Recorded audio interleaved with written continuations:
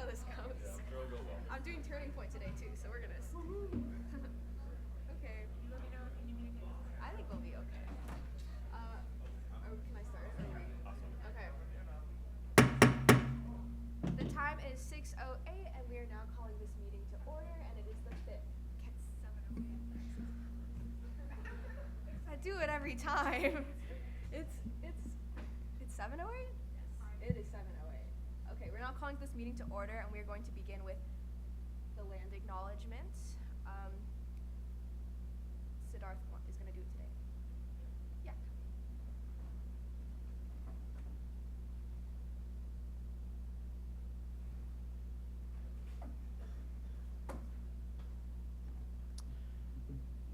Okay.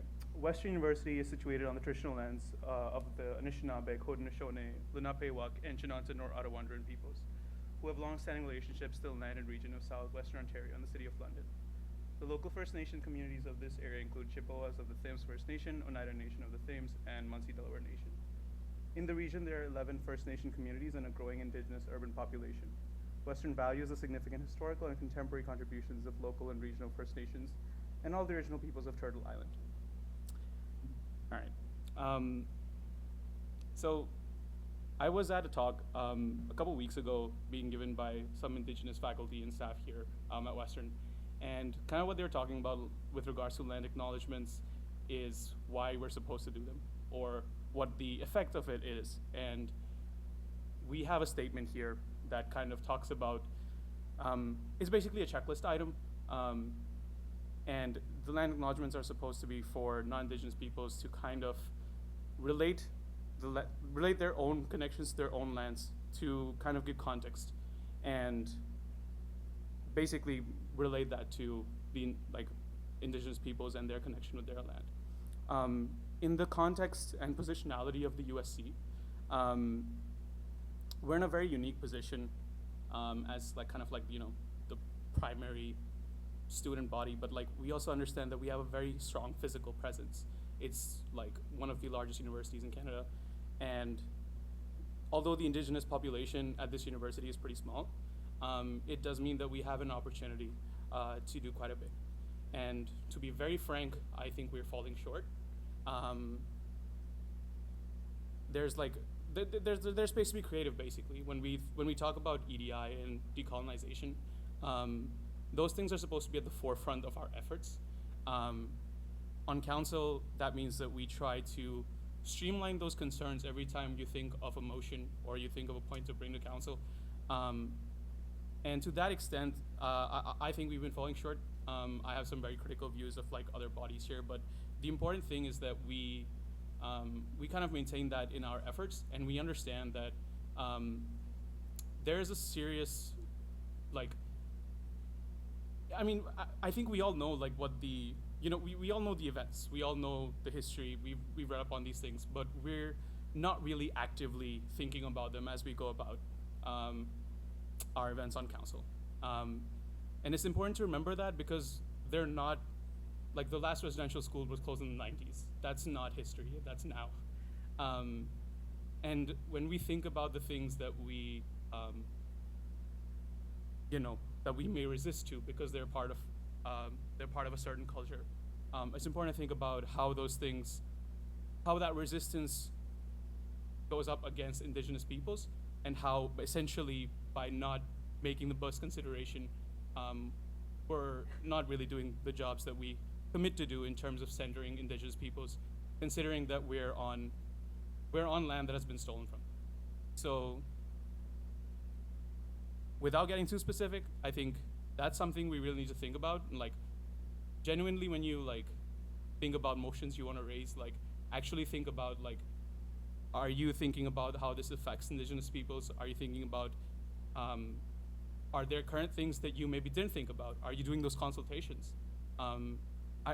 With regards to certain advocacy efforts, I recently spoke with 2 Indigenous staff at the Indigenous Learned Student Services, and they were very happy to speak to me, but something I was really disappointed to learn is they've been around for a while, and they told me this was the first time any non-Indigenous person at Western came up to them and asked them about their opinion on something that was directly related to them. And I think that's a collective failing. And, that's just something that we have to understand, that it's not something that happens in the background. It happens with all of our actions because of how deep-seated the colonial past in this country is. So that's my request for this council. And it's not a call-out, but it's just a reminder that we're maybe not thinking about it as actively as we can be. Thank you.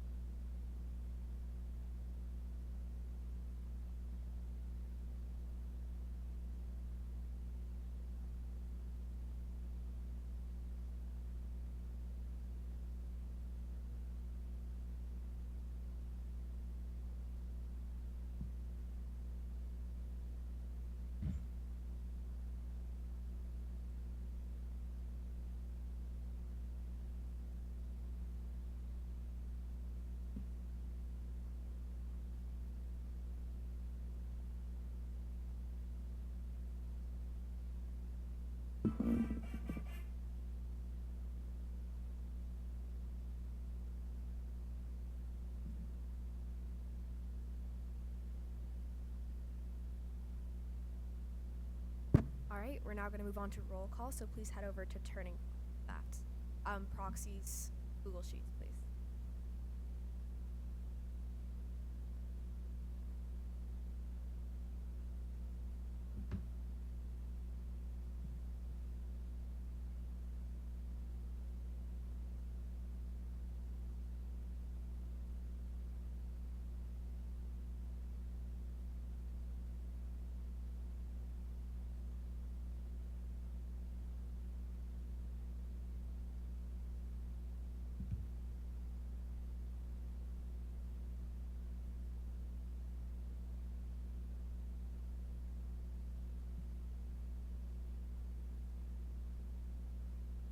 Okay, we're to the approval of the agenda.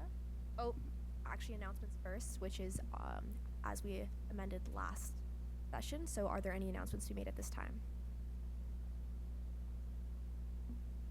Okay, if there are no announcements, now we're, oh yeah, go ahead. Science hosting a clothing drive until the 27th. So if anyone has any donation to donate it outside of the social science room in social sci building or sign up for pickup. There's more details on our in support of ANOVA. Thanks, guys. Okay, are there any further announcements? Or if there are none, now we are going to do the approval of the agenda. So the agenda as it currently stands, we have one presentation, which is the executive restructuring presentation. And followed by that, our board of directors report will be happening first thing in our second part of our meeting, which is a week from now. And then we'll have four election items: the election of councilors to the board of directors nominating committee, the election of councilors for the executive hiring committees, the election of councilors for the Purple Care Trustee hiring committee, and the election of councilors to the speaker hiring panel. We'll then have the, which all of those will be voted on and finalized in this half of the meeting. And then from there, we'll have our motion to approve exec reports, the EA motion for holding London City Council to pedestrian cyclist safety, the G and F motions, which are the clerical changes in policy review, repealing the associate and coordinator selection directive policy, my virtual care referendum question proposal, executive terms of reference amendments. And that is the agenda as it stands. Are there any questions? Actually, mover for the approval of the agenda. Yeah, can you say your last name to the mic? Councilor Cohen. Thank you. Can I get a seconder? Oh my goodness, I don't know. Councilor Kermack, sorry, just blanked.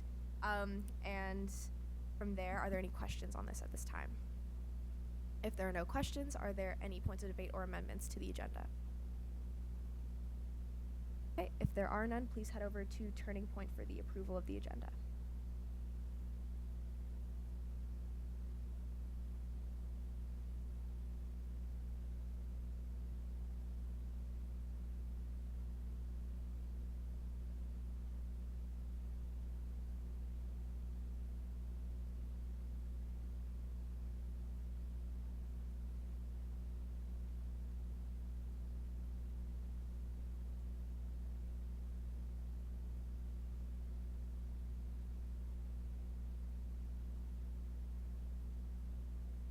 All right, the agenda is approved as initially written, and we're now going to move on to the approval. Last meeting's minutes. Can I get a mover? Councilor Mohan, and then Councilor Dart is the seconder.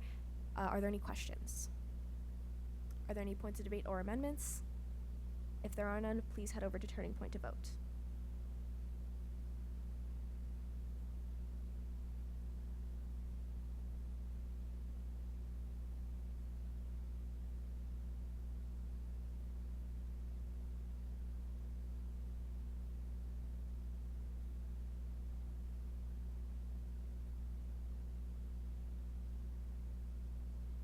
All right, the minutes are as approved.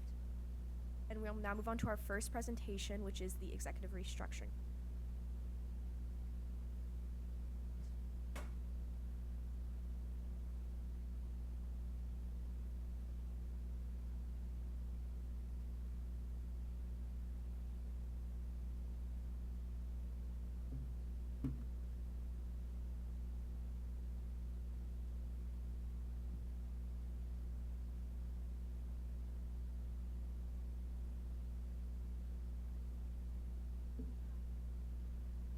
Yes. Oh. Hope you're all doing well. So I'm going to be running through a little bit of our executive restructuring. As I'm sure you'll see that we're voting on the terms of, or you are voting on the terms of reference later today or later next day. So I'm going to walk you through a little bit of why we decided this would be the course of action, kind of where this originated from, and then how it lays out in terms of mandate versus responsibilities, things that you'll see as changes, things that are staying the same, and then things that, just to clarify confusions that might be coming up. This is such a picky mic.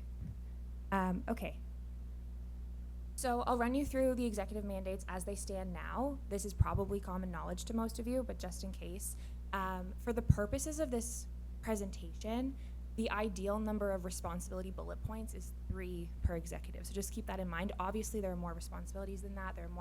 There's more to the job than just 3 primary things.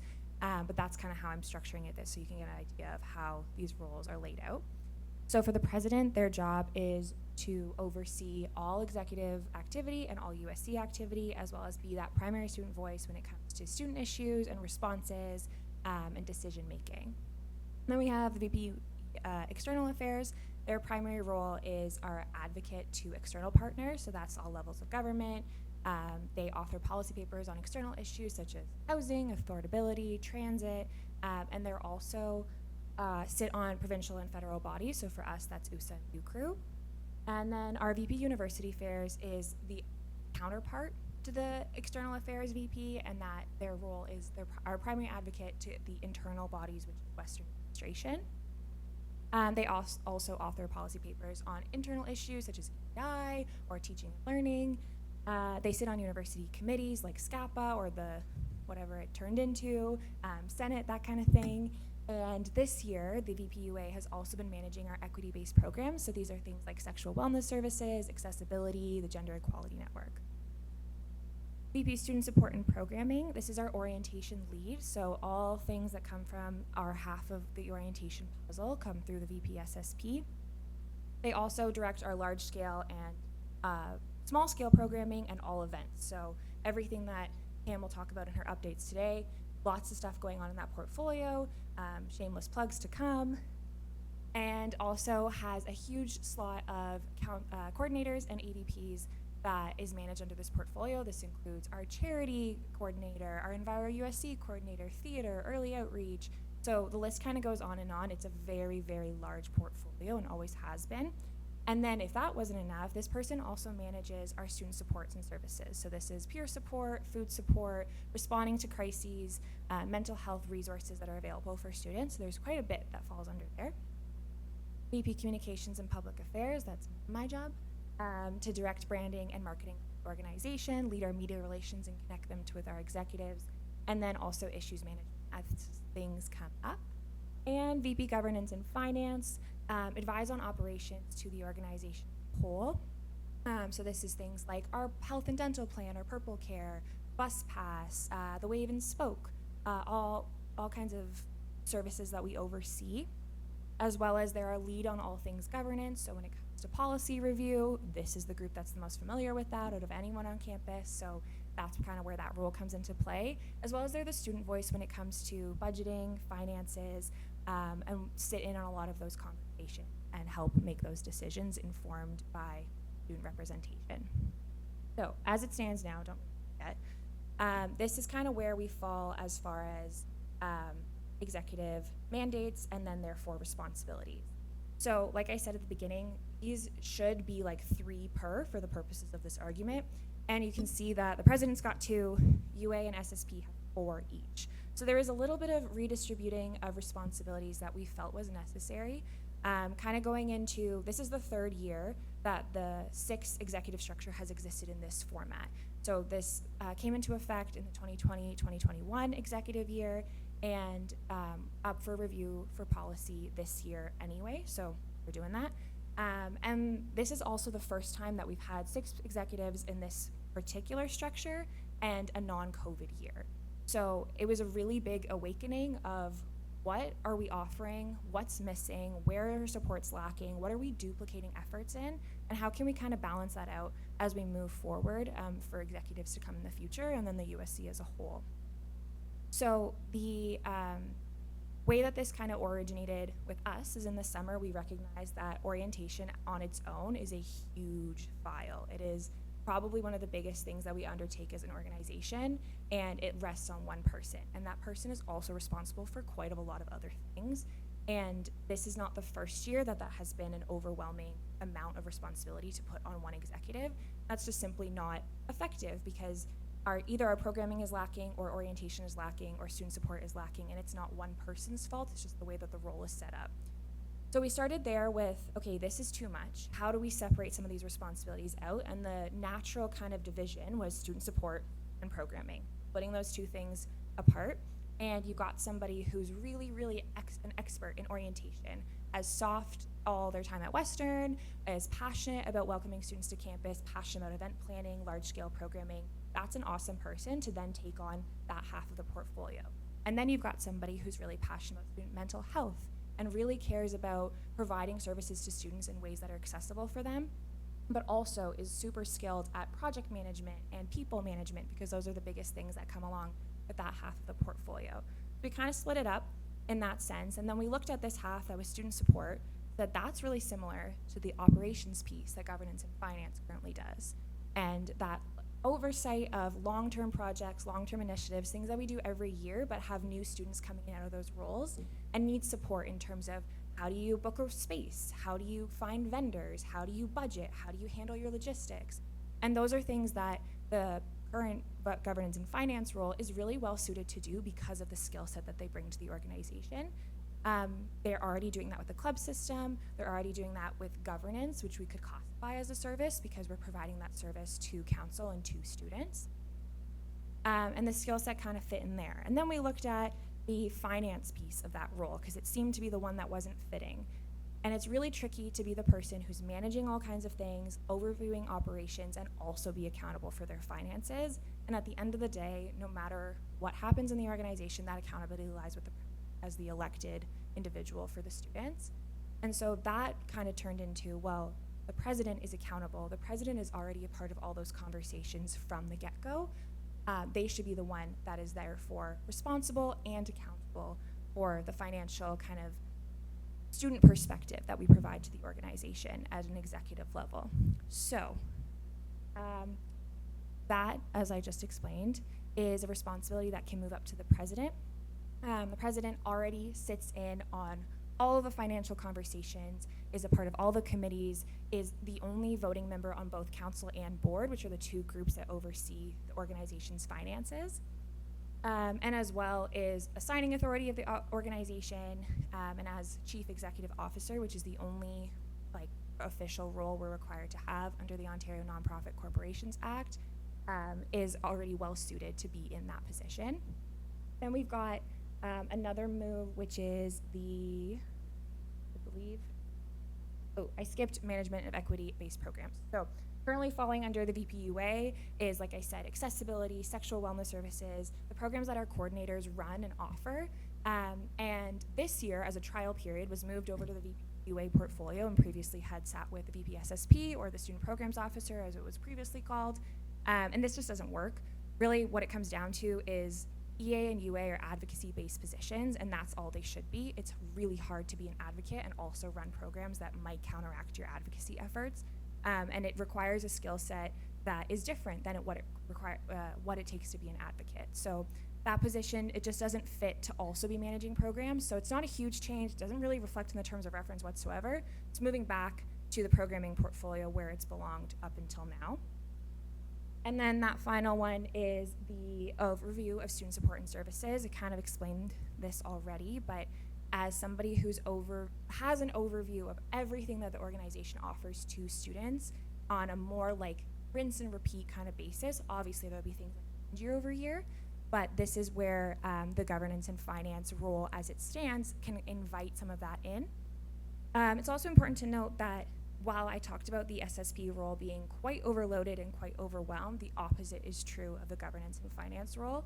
It's a role that we often find is unfulfilling for the person who fills it because they come into the organization thinking that they're going to be doing the day-to-day finances, and they're simply not.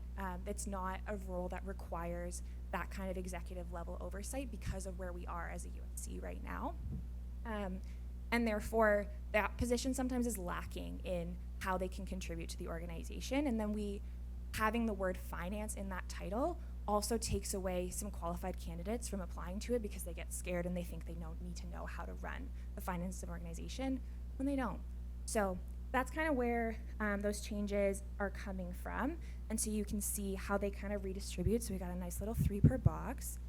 And then 2 name changes as well to reflect that. So we've got VP SSP, Student Support and Programming, would be changing to VP Orientation and Programming.